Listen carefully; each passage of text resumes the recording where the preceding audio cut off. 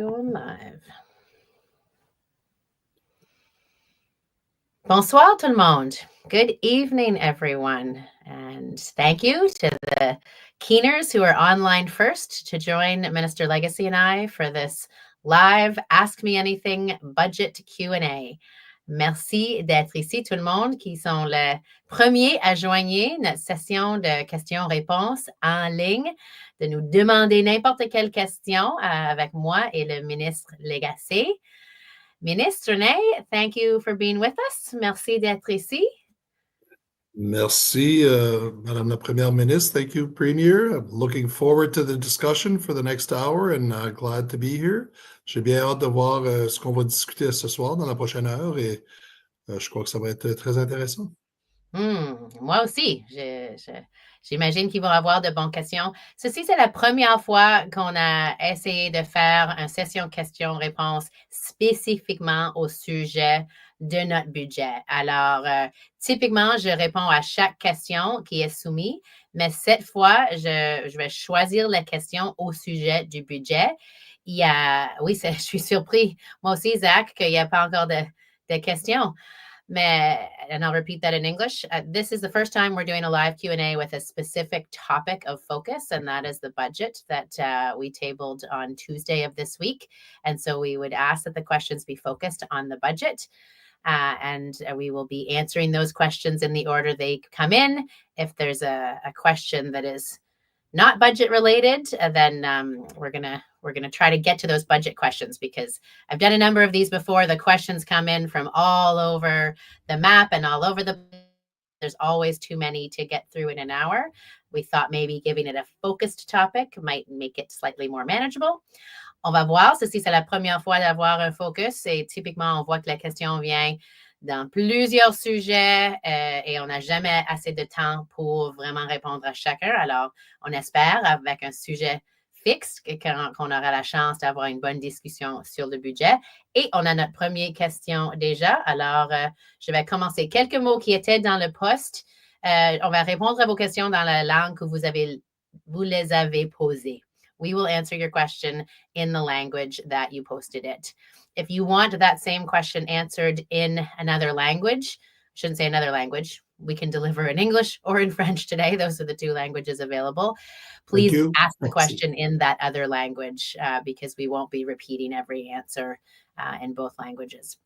I won't go through the instructions of how to add a question. I think folks know how to comment in whichever channel that you're watching this in. And with that, if you're ready, Minister, we will kick it off. Yeah. I'm going to take the first question from Raj, who asked a question on X. How are we going to balance the deficits? And I'm excited to hear about new announcements. Do you want to take that one off the top, Minister? Sure. As we talked a lot about in the budget about transformational change, and I know some of that it's a new term. It is not a new term, but in our workings it is. What that means is we want to work with our deputies, our staff, and a lot of you people and our stakeholders to do things differently because we feel over the years we've gotten in a certain model of operating in a certain way at certain growth. And it's a big machine. We have about 50,000 employees plus. And as we move along, we've been going on a trajectory that's been about 6 to 8% of growth and expenses every year. It wasn't noticed in the last few years because we had such big revenue streams coming in at the last minute. But that revenue stream is starting to flatten out. We're still growing, which is still positive, but not as quickly as we used to. So that means we need to bring back that 6 to 8% more in line with what needs to allow us to be balanced. Now, you don't turn a machine with 50,000 employees around in 3 months without shocking the system. And we've heard from stakeholders, we heard from different departments that there are already some significant struggles out there. People are needing more. The last thing we wanted to do was to create some more instability. So we've challenged our teams to go out to stakeholders and to find new ways of doing things. And trust me, there are some out there. There are different ways of collaborating and finding innovative ways of doing things. But we can't come out and give those things yet because it would almost be precluding all the work that we want to do with stakeholders. So in fairness, we want them to be part of the solution, and we need a little bit of time to go out there and get those win-win situations. Excellent. Thank you for that. I'm going to jump. There was a question that came in, and its timing looks funny, so I'm going to try this, except that I don't have a great answer. But there's a question from G on X that asks, do we have a budget for firefighters and volunteer firefighters et pour les premiers répondants? So firefighters and volunteer firefighters are typically paid for in their communities by their municipal entity. So there isn't like a line item for firefighters in New Brunswick in the provincial budget.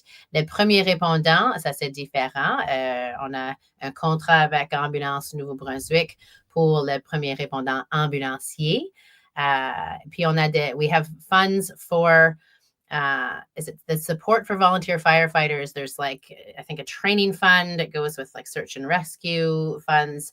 And I think there's some federal tax credits available, but there isn't like a line in this budget that is dedicated to firefighters or volunteer firefighters. Renee, am I missing? Correct me if I might just be not that familiar with the weeds or the details of it, but that isn't something that sits within the provincial books. I can take there's a question from Savio around the projected deficit of 500 million. Is it inclusive of 400 million already reported?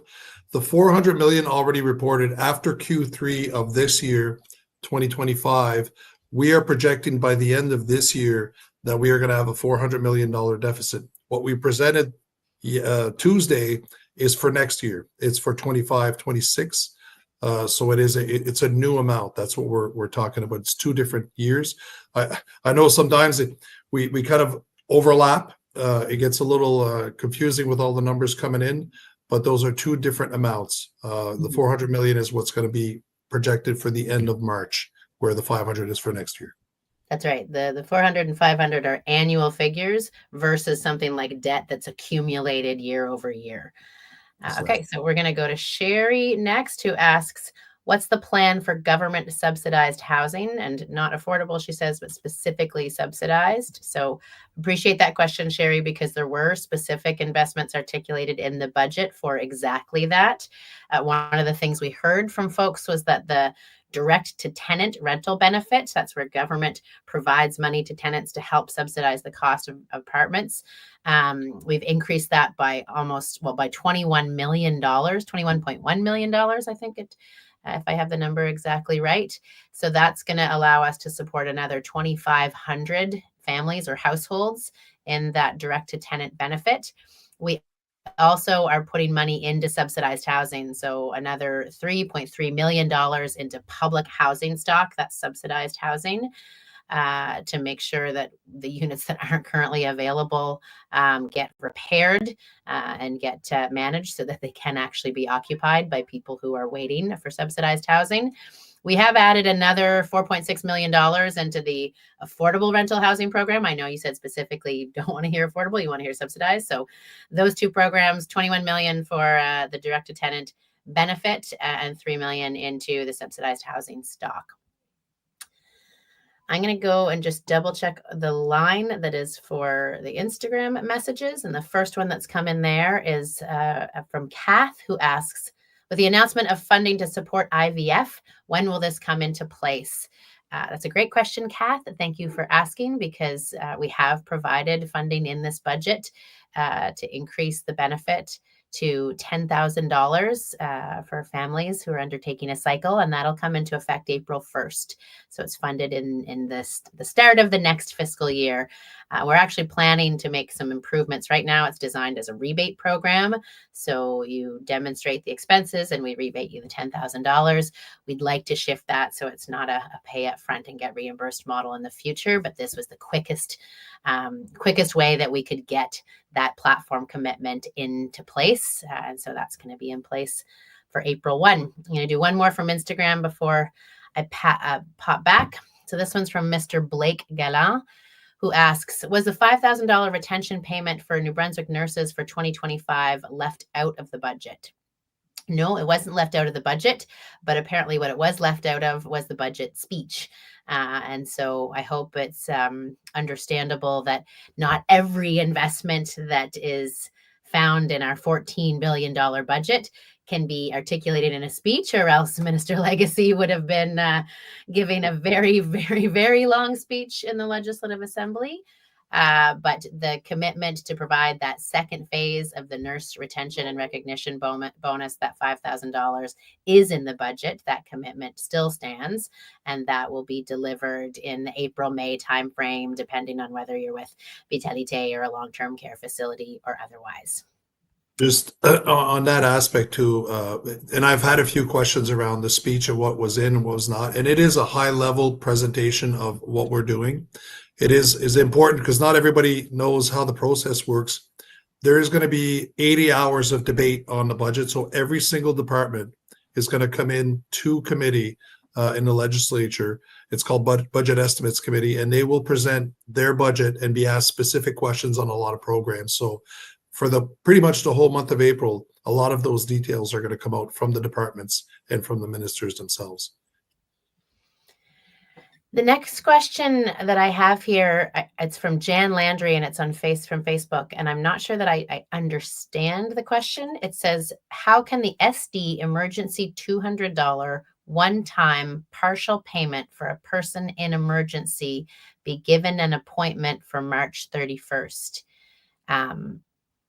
I'm not sure what exactly you're referring to there, Jan, so I don't know if you can add an extra note to help me understand it. I don't know, Minister, if that rings any bells for you. Sorry, I don't know. So hopefully we'll watch for a follow-up there, and I'll move on to Brad McPherson, who asks if the budget provides for an increase to the per diem rate for subsidized social development level 2, 3, and 4 special care homeowners.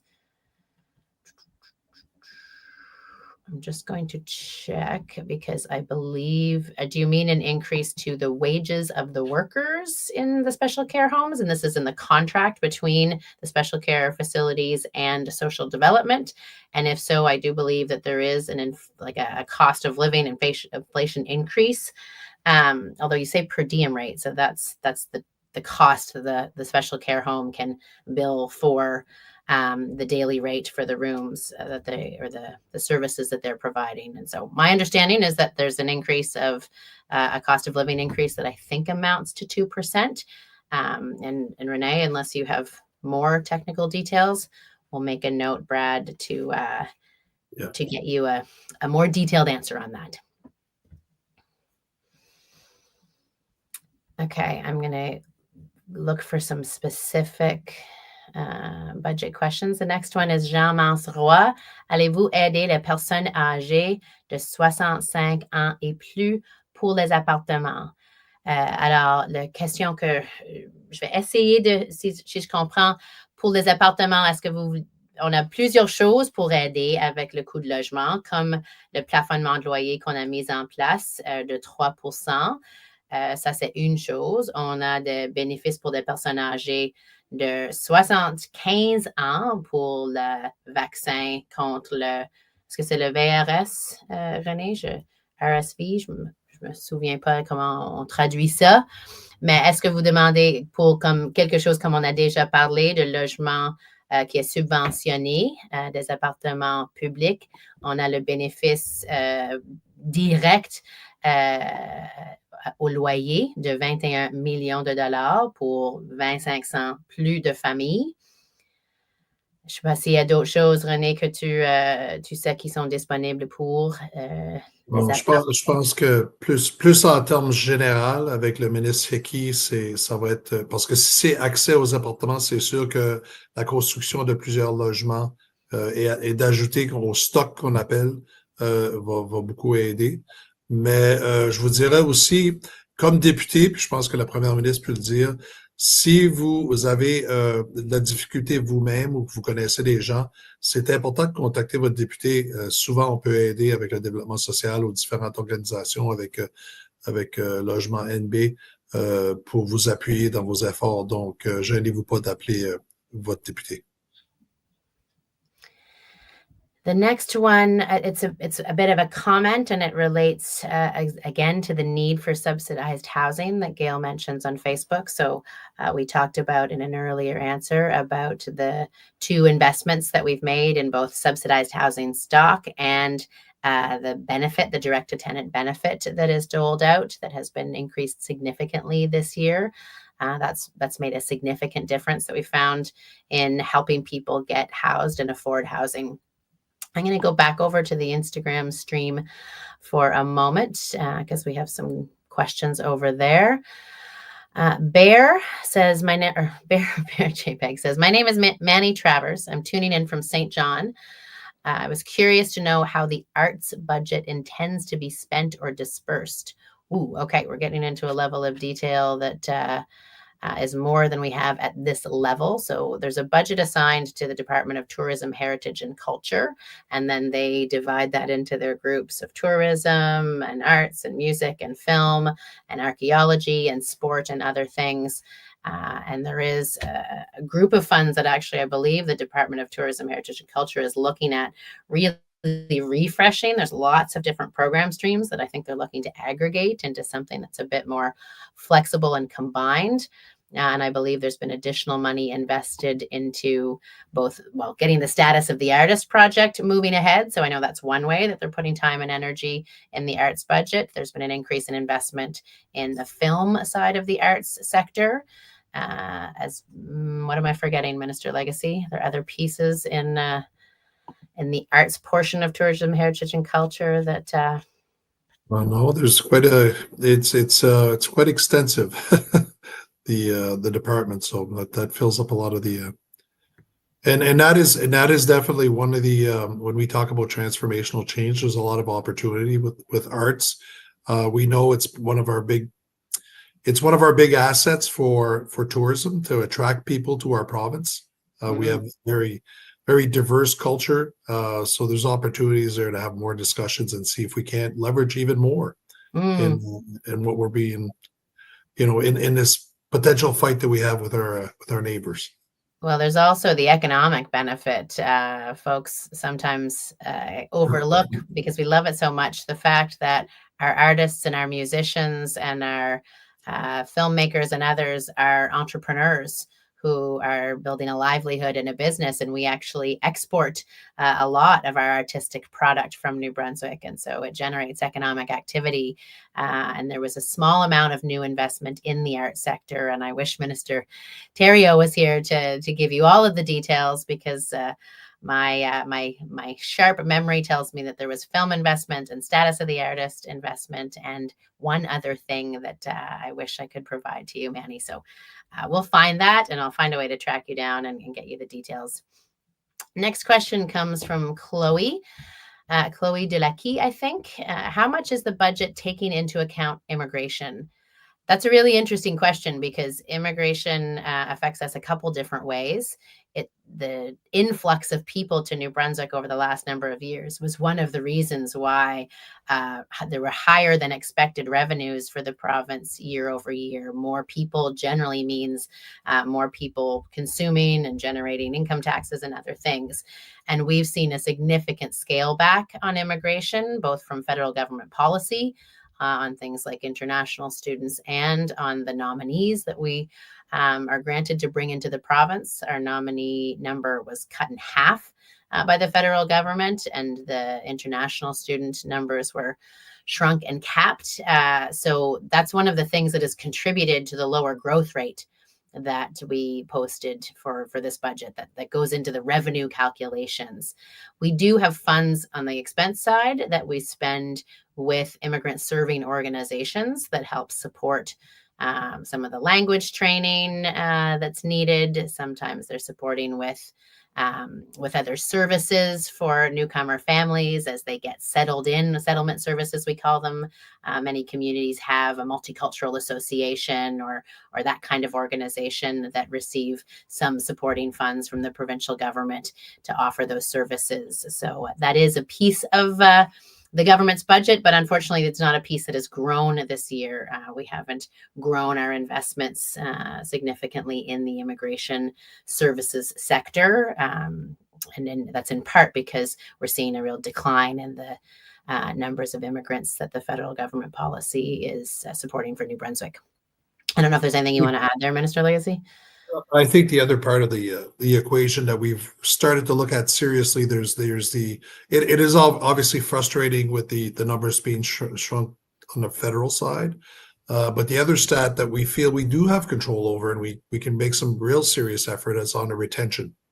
So our retention numbers have been fair, but we can see some improvement, and you know, all of us can do our part in trying to retain as many of the some of the immigrants that come either study or get a work permit, and try to retain them in our province, because at the end it's those real numbers that count in our growth if we can keep them in our province. So, and you know, I'm a big fan of controlling what you can control and speaking up with you know, trying to advocate for others, but there's definitely some actions we can take there.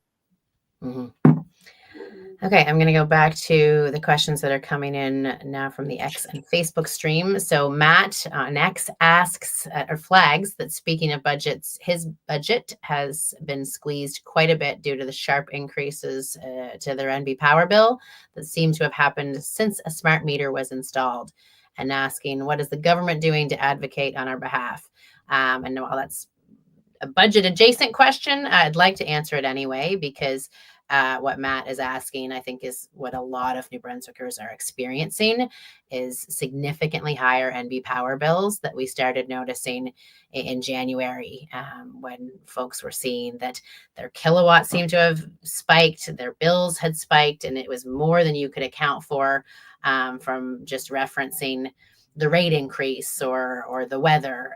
So folks know that René and I called and asked that the board conduct an audit with an independent third-party auditor, and that they come back and present those findings to public accounts. They did come back to public accounts to say, we have some findings, but we need to take a larger sampling and spend a bit more time on it to make sure that we get clear results, because they were trying to get to the bottom of this question that Matt alludes to. Are smart meters generating different results than regular meters? And I will say, we have heard from a number of folks who have non-smart meters, regular meters, old meters, that also are seeing significant increases in their bills. So that problem isn't unique to smart meters, but is being experienced by New Brunswickers who don't have smart meters, ones who've had them for some time, and all sorts, as well as folks with NB Power and folks with St. John Energy and folks with other utilities. So we're trying to get NB Power to do the work to report back to us the findings from an appropriate on-the-ground sampling of these meters, along with all the bills that they've reviewed from the call-in, along with the analysis they've done on the dates. But the minister and I and the team in the meantime aren't just sitting and waiting, because the frustration that we feel from New Brunswickers who are really challenged, and these bills were really surprising and very hard to explain. And we can't just sit and wait for this piece of the work to be done. So the minister and his team at the Department of Energy have been looking at other things we can do to try to work with our utility to get them on a course to being able to deliver affordable rates and reliable power in a way that is sustainable, with the kind of debt load that they have, with the kind of maintenance deficit that NB Power has, the kind of rate increases projected at double digits for the foreseeable future it's not what we want. So I know, René, you can probably speak to this because you're in contact with NB Power more often than I am. But we need to really step back and look at the entire utility from the outside to figure out what is going to deliver us the reliable and affordable rates that we need. What is the structure of electricity and NB Power's structure going forward that is going to work? Because I don't think we can continue with this kind of status quo that New Brunswickers have been experiencing for the last number of months. I would just add to the last part of the question from Matt around what are we doing as a government to advocate on all our behalves. If you'll recall, when the 2 rate applications were done last year before the election, we as a party identified quite quickly that it was going to have an impact on bills. That's why it was part of probably one of our first platform commitments was to eliminate the HST portion, or the PST portion of the tax. And we identified that actually last year because we had, as an opposition, we had proposed a motion twice to have it removed to at least provide some relief. So when we got elected, that's why we moved so quickly to pass it forward. And essentially, we were able to negate that first year rate increase. And I know to some it still feels like it's not a lot, but I can tell you as a finance minister, it's almost $100 million lift. So when we see a deficit of $450 million, a part of that is us, providing some of that relief to New Brunswickers, as opposed to just sticking to our guns and trying to balance the books, because we for a while have felt that we needed to provide some relief. Other people, New Brunswickers, needed to see some affordability measures. And the province had the ability to provide some of that. Yeah, it's funny, the timing. We tried to bump it up to put that 10% in place sooner. We had imagined it would go in place for April 1, but we found a mechanism to get the 10% discount in place for January 1, which made it essentially invisible because bills were going up significantly more. And that partial, 10% on a matter of days was practically invisible. I hope in the February bills, folks at least noticed that 10% was applied to their entire bill. But again, when consumption and temperatures and rates are all going up, I understand how it sort of disappeared because bills are higher than they were last year, regardless. I'm going to go to the next question because it's already 7:56. We're halfway through. Sylviane asks, with the possibility of shortages due to tariffs and supply chain disruptions, do we think rationing may be a possibility in the future? That's a great question, Sylviane. At this point, rationing supplies has not been suggested as something that will be necessary based on the current status of the tariff situation. And I will say that as Team Canada built its retaliatory tariff list, we were very conscious to think of what products that we were going to put import tariffs on had replacements available from Canada or other places. So we weren't looking to tariff an item that would not have an alternate supply for Canada. But the seriousness of the tariffs, if they're applied across the economy at 25%, the impact that's going to have is on businesses and their workers. And if workers are being laid off, then they're not spending in community, which has a ripple effect to the businesses and communities that rely on those consumers, which can have its own ripple on effect and could create some real challenges with products in the supply chain. But right now, the people smarter than me that do this kind of forecasting analysis haven't put rationing on the radar for the medium-term future.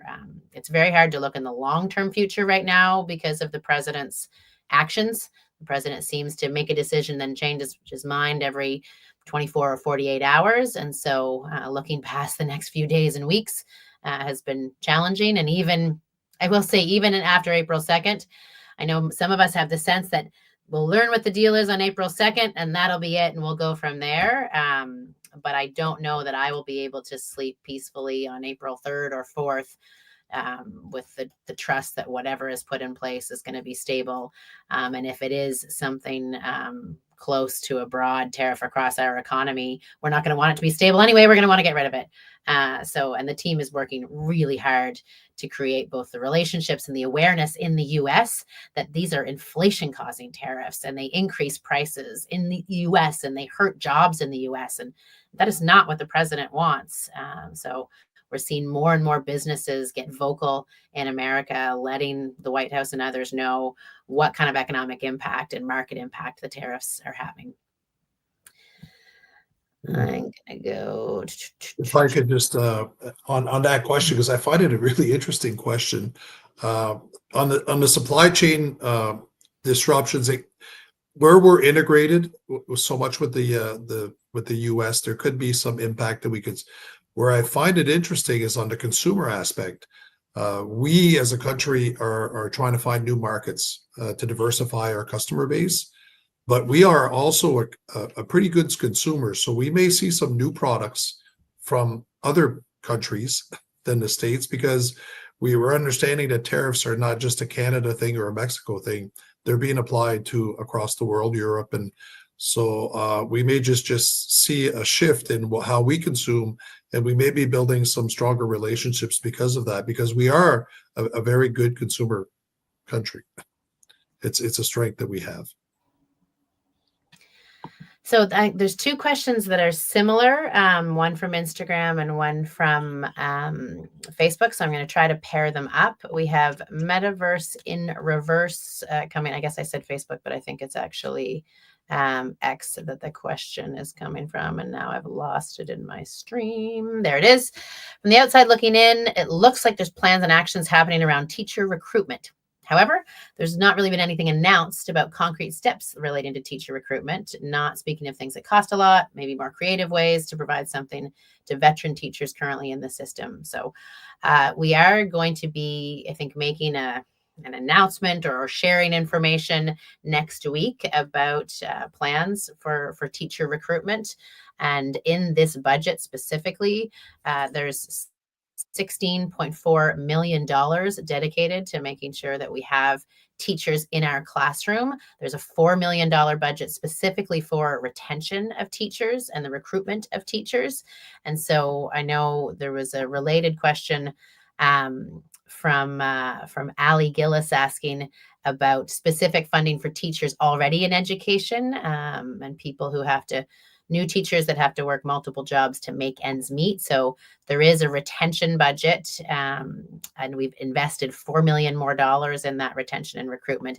I don't have the granular detail of how much is for retention and how much is for recruitment, and of the retention funds, how much of that is going to support new teachers or longtime teachers to keep them in the roles, because we absolutely, I want to take a moment. We absolutely value teachers in New Brunswick. The work that you do is critical. I think education is one of the areas in this budget that we have invested the most. The Minister of Finance can correct me if I'm wrong, because I firmly believe it is the best investment in the future of New Brunswick, and our long-term well-being comes from making sure that every kid gets a great start, which means great and happy teachers in classrooms who are in a position to deliver high quality education to students and get those literacy and numeracy results that we said that we would be measured on every year from now until 2028, measured on how we move the needle to improving those results. So the money is there in the budget. I'm sorry that I don't have the granular detail to tell you how that $20.4 million is being used specifically on current teachers and the recruitment of others. And Minister, did I get that right? That education has received the largest sort of share of investment in this budget? It was a significant lift. It's a big department with a lot of moving parts. I think when Minister Johnson has her day in committee, it's going to be one of the most interesting days, because she's obviously very creative, and she's working hard for our teachers and our schools. So we'll see a lot of various programs, I think. And again, as I mentioned in the budget, a lot of these, and I think education is a perfect example. This budget is more of a start than an end point. So there's a lot more to do. We're just getting going. There is definitely a lot to do. There was a question just before Ali Gillis's that was Janelle's that says, hi, what's your plan to make abortion and related reproductive healthcare services available to New Brunswickers? So thanks for the question, Janelle. We did amend 8420 to ensure that abortion services would be covered under the Medicare Act. So that is now in place, that the public funding is available for those health services. But what we hear from advocates and others is that one of the critical pieces to this is awareness, because there are many physicians and pharmacists out there that can help with medical abortions. And actually, that's something that a couple governments past put in place. We were the first, New Brunswick was the first place in Canada to cover the costs of mifepristone, which is the main drug used for medical abortions. And so you can get that prescribed from a pharmacist or a physician in New Brunswick. And there are resources available to know where those doctors and pharmacists are. They're everywhere in the province. The next piece that we need to do now that we've amended 8420 is make sure that there are clinics and supports that exist everywhere, so that the old behavior of having to, if you could, drive or find your way to Moncton or Bathurst, and if you lived in Plaster Rock, that wasn't an easy trip, and wasn't an affordable trip either. So we want to make sure that we have physicians that have the tools to open up those kinds of clinics in their. Oh no, what's this one that's popping up on my screen? I don't know what that. Sorry, got distracted by a Facebook comment on the StreamYard stream. So I hope that gives you a little bit more information, Janelle. I'm going to do one more from T. Kent Ferguson. I'm not sure that I understand your question. Misuse of provincial systems that were supposed to be in place to help keep us safe. I know you've sort of linked it to a question about budgeting, but I'm sorry that I'm not clear on what you're asking. Gary, sorry, but Bylar. Oh, sorry, Gary. I'm going to say Gary M, because I'm struggling with your last name. In the healthcare system, you're showing a 3.8 billion. How much of this will be used to fund new doctors? Okay. Sorry, 3.8 billion. What is that? That's the total budget for health, is it, Renee? So, well, it was. It's over 4 now. Oh, that's right. We've gone up to 4.1 billion. So within that 4.1 billion, how much is used to fund doctors? There's a couple different ways that the funding for doctors exists, but this budget includes $15.9 million more for physician remuneration, because we're revising the compensation framework in partnership with the Medical Society to pay for care differently, and particularly to pay for community-based collaborative care. So that master service agreement is in negotiation, and there was $16 million in the budget for the remuneration part of it. $30 million is also to advance the collaborative clinics, and some of that is to cover the costs of the people working in those clinics. And then there's the actual Medicare billing system that falls in. So the billings for the services that makes its way into a different line item. So I hope that gives you a bit of a sense. One more from Instagram from Kristen Drapeau. What are the plans or strategies to keep young adult New Brunswickers here, especially those educated locally or within the Atlantic? Well, that's a pretty broad question. I'm going to try and see if I can tie it back to the budget in any particular way. One of the metrics, and actually it was a metric, Minister Legacy, that you described at the state of the province that we want to be measured on, is making sure that, and I think the acronym is YEET. I want to say it's Youth in Employment or Training. Yeah. I forget the exact acronym, but you're. Oh, are you frozen?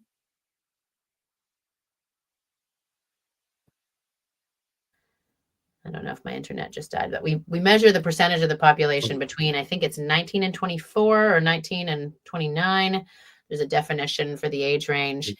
And New Brunswick has some of the lowest proportions of younger people who aren't employed or in an education program or in a training program, and we want to boost that up. So PEDAL has a significant budget that we have retooled towards funding the kind of training grants in those high demand job areas in construction and trades, in healthcare, and in education, to make sure that those opportunities are there to get education funded for young people that want to start their careers. We put in place things like a rent cap to make sure that apartments would be affordable, and that we could do things like taking 15% off the development of new multi-units, because we want housing stock to be there so that people can afford an apartment in New Brunswick. And so we need to build more to put that competitive pressure on rents. And we're starting just on the verge, I think, of seeing some of that come down. I'm trying to think if there's other examples that would be specifically targeted to young adults and making this an attractive place. Depending on how young you're talking about, the childcare spaces, we've increased the number of childcare spaces. So for people starting a family who still want to be able to work and pay the bills, we've expanded the number of affordable childcare spaces that are going to be funded and supported by this government. So that typically affects younger professionals. Am I forgetting anything, or Renee? If it was... No, nope, it's good. I'm sorry. I was trying to find myself into questions. I was going to say, you're reading ahead? Okay, I'm going to switch back over to the other feed and find myself back to where we were. We were at lien RAG. Dans le cadre des taxes imposées par les États-Unis et les mesures canadiennes, avez-vous la possibilité budgétaire de mettre en place un ferry circulant toute l'année ou une exemption de la taxe canadienne pour les résidents de l'île de Campobello? OK, excellente question, Lien. Et je vais partager que j'ai fait mon mise à jour hebdomadaire aujourd'hui à midi. Puis Vicky Hogarth a demandé presque l'exacte question que vous avez demandée parce qu'elle fait un bon travail pour vous autres et les résidents de Campobello. Nous autres, on parle avec le gouvernement fédéral pour demander qu'une exemption est mise en place pour le Campobello parce que vous êtes dans une circonstance unique avec la nécessité d'aller à Lubec pour acheter votre épicerie, des choses comme ça, puis payer des tarifs à la retour. La réalité de la possibilité d'un ferry circulant, c'est pas quelque chose qu'on peut mettre en place demain. On a le contrat là pour la route saisonnière qui va à Deer Island, mais on sait que ce service n'est pas toujours fiable. Ce n'est pas un horaire fixe pour l'année, c'est pour la saison. Alors, on doit trouver la solution à long terme et ça va coûter beaucoup de fonds. Je pense que n'importe quelle solution est choisie. Si c'est quoi ferry en français? Traversier. Si c'est un traversier, il y a des suggestions qu'un traversier vient de Grand Manan, des suggestions qui viennent de St. Andrews, qui viennent d'une autre place, que devrait y avoir un pont. Peut-être c'est un traversier à Deer Island, mais un meilleur, un plus gros que le petit qui est là au moment, qu'on ne peut presque pas appeler un traversier. Ça, c'est une solution, ça va coûter vraiment cher, puis ça va être une solution à long terme parce que ça ne peut pas être réglé demain. Mais l'opportunité d'avoir une exemption pour les tarifs pour l'île du Campobello est quelque chose qu'on essaie d'y arriver maintenant en travail, en partenariat avec le gouvernement fédéral. Alors, j'espère avoir de bonnes nouvelles vraiment vite à ce sujet. Okay, I'm going to look for the next budget question comes from Savio, who asks, with the new clinics funding announced, are these brand new clinics? If they are, why not staff the existing after-hour clinics, which after COVID are mostly closed? So the collaborative, thank you for the question. This is my favorite subject to talk about because I actually think it's the most important thing that we could do as a government, which is transform healthcare so that every New Brunswicker has access to primary care close to home.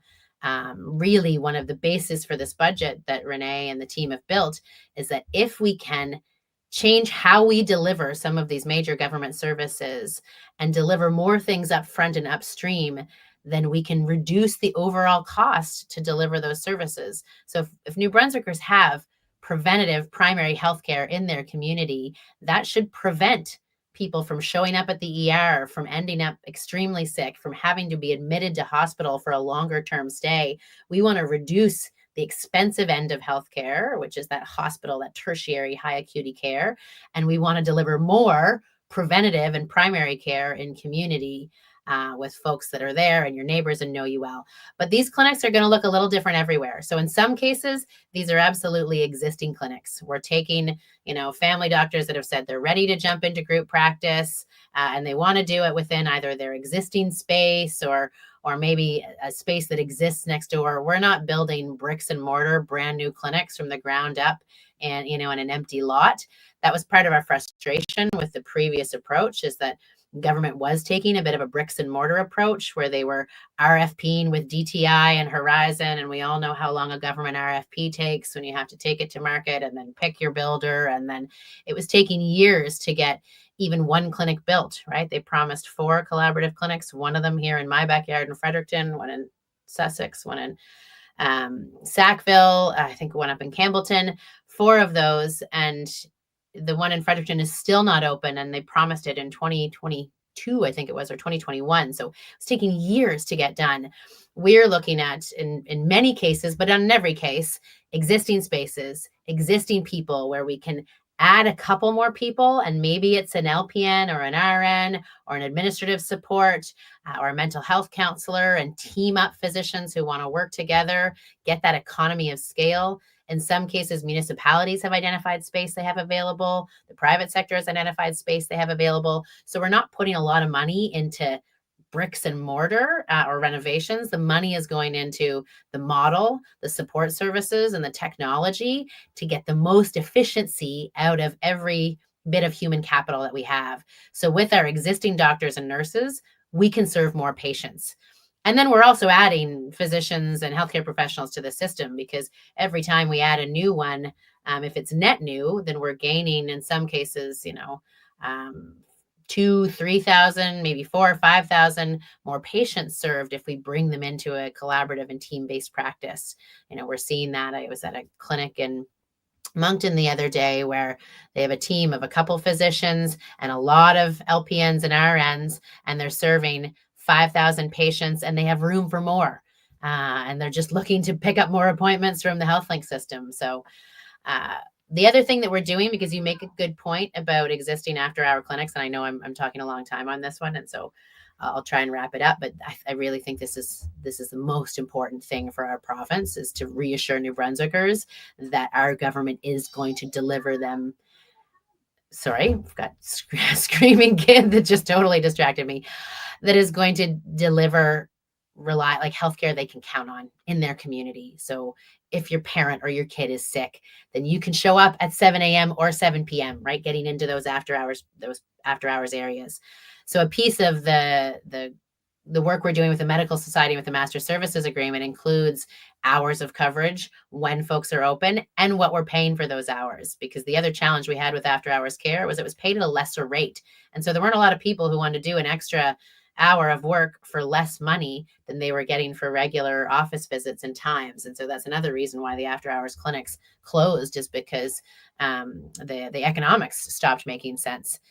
So super long answer, Savio, sorry. I will say that these collaborative clinics, the 10 at minimum that we're going to build this year, do look different in every community, depending on who are the people that have put their hands up to come and move into that model, where they're based, what space already existed, what the role of the municipality was, that kind of thing. So in some places it's small retrofits, in some places it's existing space.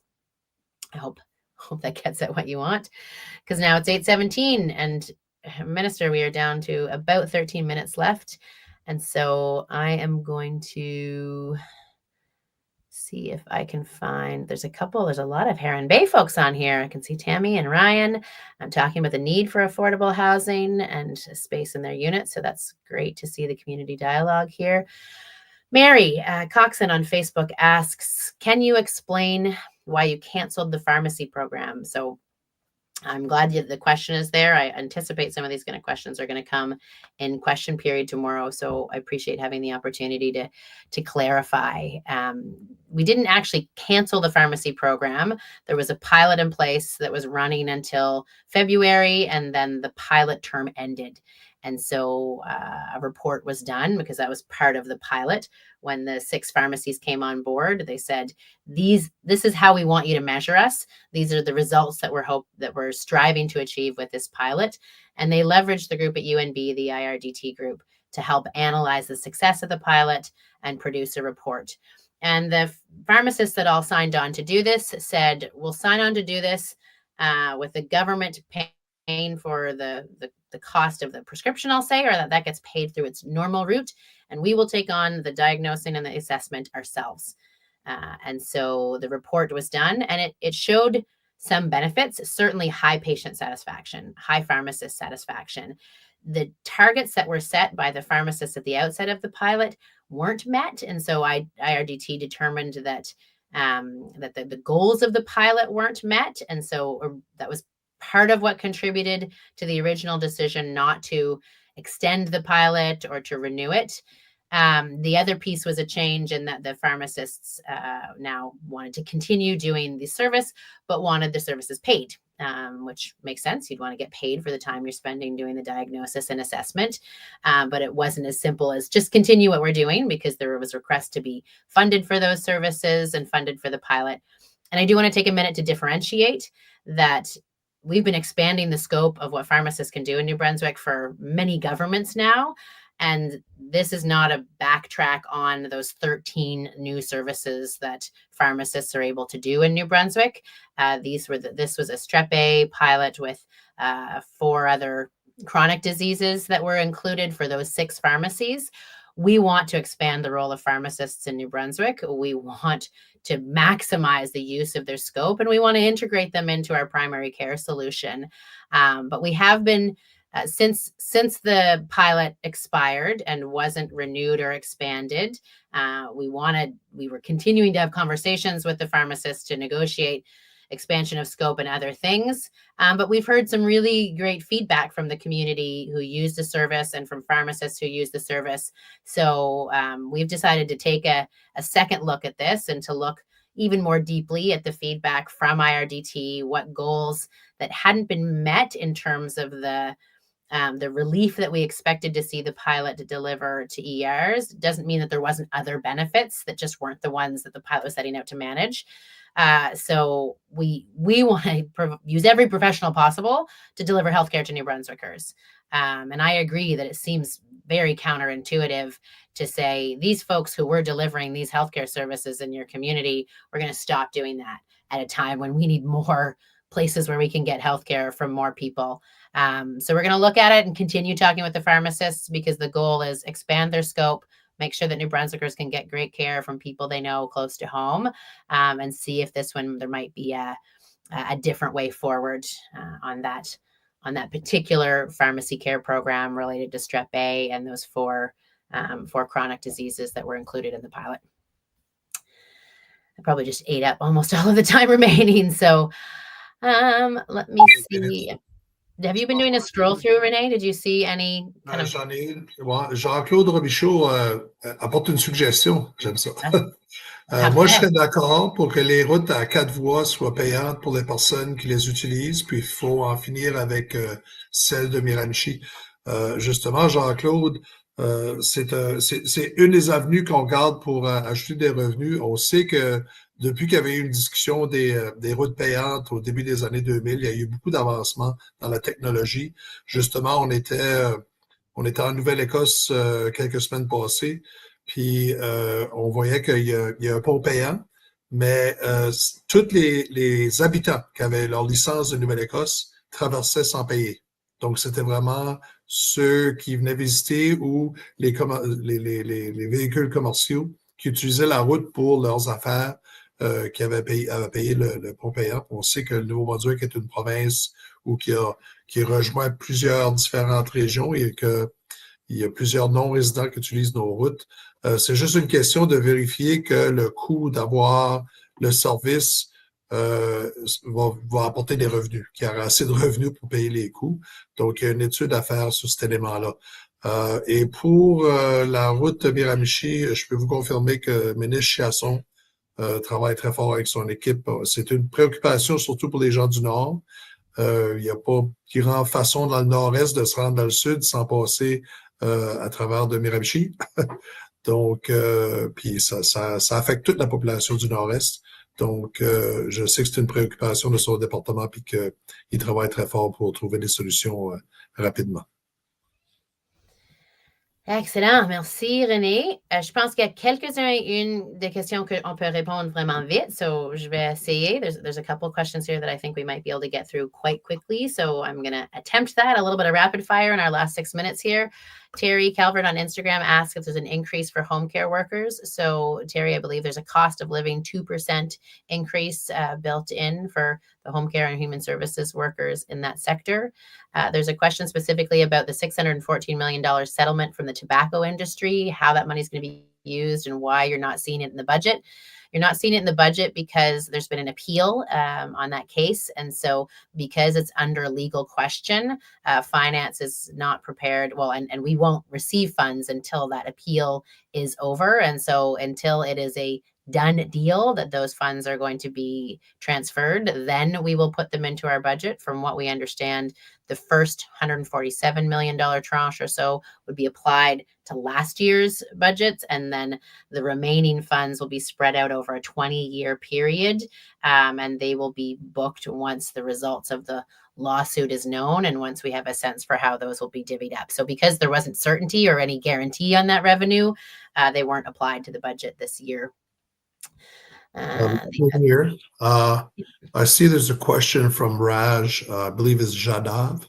Yeah. And I'd like to hear you answer this because you just went to the Boston seafood market, and I think as many people as possible should hear your response. How will the tariff response budget diversify in the seafood market? And our major partners have put a tax on or a tariff on us. So maybe you want to share your experience from last weekend, because I think it's something as New Brunswickers we should all be quite proud of and hear. Yeah, thanks for that. I'll return the favor here in a second. So for those who know me, you would know that I love seafood. So the opportunity to go to the seafood show was exciting for me for that reason alone. I have grown up on lobster, and there isn't a seafood I don't like, even the stuff I haven't encountered yet. So I was excited for the opportunity to go and support the 60 New Brunswick seafood fishermen and women and producers and processors that were down at the show in Boston, which is an international show, that we were going to use this opportunity to connect with some new markets, in part because of the tariffs being applied by the US and the tariffs that were applied by China today. And I have to tell you, I was so proud as a New Brunswicker to be at an international show where New Brunswick was the big kid on the block. Like, we were the star of that show. The New Brunswick Pavilion was right in the middle. It was huge. Our producers are world class, and they take up serious space, competing as world leaders in the seafood market. And people there were telling me what I already know, that New Brunswick seafood is the best in the world. It is the highest quality. Our producers are so well regarded. They're great partners. And so to watch the kind of deals that were being done by Korean buyers and Japanese buyers and buyers in Europe for New Brunswick products made me really proud and really optimistic about the future. And so as I talk to these producers and harvesters and others, they're certainly worried, mainly about the uncertainty. It's less about the dollars and cents of the tariffs themselves, and more the uncertainty of, are they coming on? Are they coming off? Are they coming on at what level? Who's this going to apply to? I mean, I was talking with folks from Red Lobster, US buyers that want more New Brunswick lobster on those plates in the US. And we are the game in town. And so they're going to buy it, tariffs or no tariffs. And so New Brunswick put in place a tariff support package that recognizes the unique threat that our seafood sector is under, that puts dedicated funds available to support them through the impact of Chinese tariffs and US tariffs. I'm in Ottawa tomorrow with the Prime Minister and the other premiers, and I'm going to be asking him about our strategy for getting out of these Chinese tariffs. Hi. That's a sign. She's probably here to tell me it's 8:30. It's time for bed. It's time for stories. But the tariff response budget has funds dedicated to supporting our seafood processors and harvesters, who are already seeing new opportunities around the world, some of those that emerged in Boston and some that are going to continue to come as we connect with more and more places in Asia and the Middle East that are really interested in increasing their volumes of the healthiest proteins that you can eat, that everybody should be adding into their diets as we all strive for wellness. And so I hope that New Brunswickers can feel a sense of my pride and have pride themselves in this world-class industry, and how lucky are we to have the best seafood in the world in our backyard. All of us, I think, should eat more of it. We actually talked as Atlantic premiers about marketing Atlantic seafood to the west of Canada and getting some more folks in Ontario and Alberta eating lobster and snow crab and scallops and the rest. And maybe we could, maybe I'll go and teach Doug Ford how to cook and break down a lobster, and then see if we can get a bunch of folks in Ontario to increase their own consumption of the amazing products that we grow here. Okay, sorry, I got carried away, Renee. I'm going to blame that on you. We're down to our last minute. I've seen some kind words there. J'apprécie ça. Merci, Germance. Merci, Ryan. Voici une question que j'aimerais répondre. Il y a deux questions que j'aimerais répondre. Il y a une ici de Fernand Thibault de Facebook qui demande que la promesse d'aider les aidants naturels n'a pas encore été respectée. On sait qu'on a parlé d'un bénéfice. Make sure I'm understanding. Aidant naturel, is that like a family caregiver? Because we talked about the caregiver benefit that we committed to during the election. On a promis un bénéfice pour les aidants naturels et on ne l'a pas mis dans ce budget. On a un plan pour le mettre dans un budget du futur, mais ça, c'était une des décisions difficiles qu'on a dû prendre, qu'on regardait qu'est-ce qu'on peut faire maintenant, qu'est-ce qu'on peut faire l'année prochaine. On a 4 ans à régler toutes nos promesses et je m'excuse, Fernand, que cette promesse, on a décidé de ne le pas faire aujourd'hui et de le faire au futur quand on regardait le déficit et combien large ça pouvait être. Alors, je suis d'accord, je sais que c'est dommage que ce n'est pas reconnu à ce point. Pour les préposés et les travailleurs de soins à domicile, et on veut voir que cette rémunération va monter, va augmenter. On a absolument fait une promesse de monter les salaires des préposés de soins et les travailleurs. Alors, c'est en négociation au moment avec leurs représentants. L'autre, c'est un contrat avec le développement social qui doit être réglé. Et l'autre, il y a une augmentation de 2% qui est déjà dans le contrat qu'on a déjà parlé. And I think Amy asked the same question. Are nursing home workers in the budget? So right now there's a 2% increase, like a cost of living increase for those workers. And there was one more question that I just wanted to jump at because it's related to a question I get a lot, Renee, and I know this isn't exactly budget related, but thankfully David tied it to something that was part of budget day, and that's our push for mining. So while we're looking at all of the expenses of government, and as the Minister of Finance mentioned, the increase, actually, we've decreased the rate of increase in spending from the rate of increase that the previous government had in place. It's still more spending and at a faster rate than our revenues are growing. And so we also want to look at how we can drive the top line in the province. And as we're seeing negative impact from tariffs and the cuts to immigration and other things, are there things we can do to positively impact our revenue projections by growing new good paying jobs here in this province and utilizing all of our human resources and other resources? And we identified an opportunity for mineral development. And so David's asking if our push for mining includes mining of the carcinogen 300 meters from the French high school that's up in Dalhousie, speaking of the pozzolan mine. So the short answer, David, is no, it doesn't. Our mineral strategy is focused on the 21 critical minerals that have been identified by the government of New Brunswick and globally that are going into what we call products of the future. So the things like zinc and tungsten and molybdenum and antimony and indium and manganese. Those are all deposits that New Brunswick has in large quantities and in some cases unique deposits in North America and beyond. The mine that's being proposed in Dalhousie there's so many questions about that mine. There's a process to go through in terms of environmental analysis that I don't even think has been started yet. But we hear the community's concerns and fears over its proximity to schools, proximity to homes, the potential for dust. And so we are watching that very closely. It hasn't yet landed at our doors. It hasn't hit the point where it gets environmental assessment and evaluation by the provincial government. But please know that we understand the fears and the concerns, and we see the the friction in the community between the people who want it and the people who don't, and the way that's playing out in the local political environment with the council and with the mayor.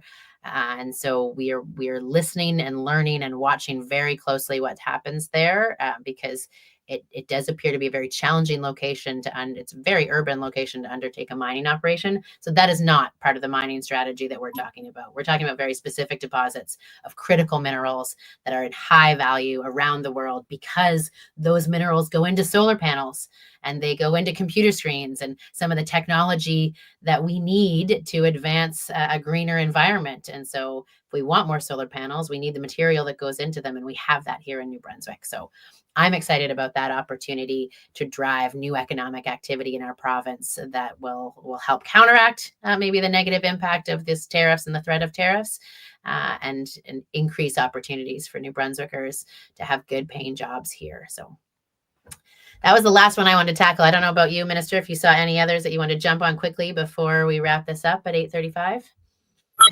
We have QP tomorrow morning, so I'm going to try to save my voice for one more day. Well, I don't know what just happened to your sound, but you sound like the Tin Man on my end, so I don't know if that's the same for everyone else. But OK, je vais prendre l'opportunité pour remercier. Sur mon ordinateur, ça dit qu'il y a 658 personnes qui participent. J'apprécie énormément que vous êtes intéressés dans les affaires de votre province. Mais je fais des assumptions que le 662 maintenant vient d'ici du Nouveau-Brunswick. Je ne sais pas si mon sœur regarde de Alberta. Hi, Allison, if you're online. Thank you to the 669 people that care about New Brunswick and our budgets and our government and where we're investing and where we're looking for economic growth and where we didn't invest or spend at this time to try to strike the best balance that we could with the fiscal reality and the economic reality that we're facing. I so appreciate that you took the time to spend some of the last hour and 6 minutes with us to enter your questions, to let us know what's important to you. J'apprécie énormément que vous y participez, vous donnez vos questions, vous indiquez c'est quoi qui vous tenez à cœur et que vous pensez que c'est important. Je vais vous dire que ça m'aide beaucoup dans mon travail de savoir c'est quoi les choses où le monde est intéressé au point qu'il va prendre 1 heure à 7h30, 8h du soir pour être avec moi et le ministre des Finances, demander des questions, écouter, regarder cette séance. Alors, merci beaucoup. Thank you so much for spending however much of this last hour that you did with us and for caring about this province and its budget and its future. And huge thank you to Minister René Legacy for all the work that he put into this budget. It was our first one. It was a learning exercise for sure. Merci énormément, René, pour ce premier budget, tout votre travail, pour ce travail pour nous autres d'apprentissage. Vous avez vraiment bien géré la situation et j'apprécie énormément votre travail. Alors, merci à toi. Thank you. Thank you to everybody. And with that, good night. Bonsoir. Good night. Bonne nuit.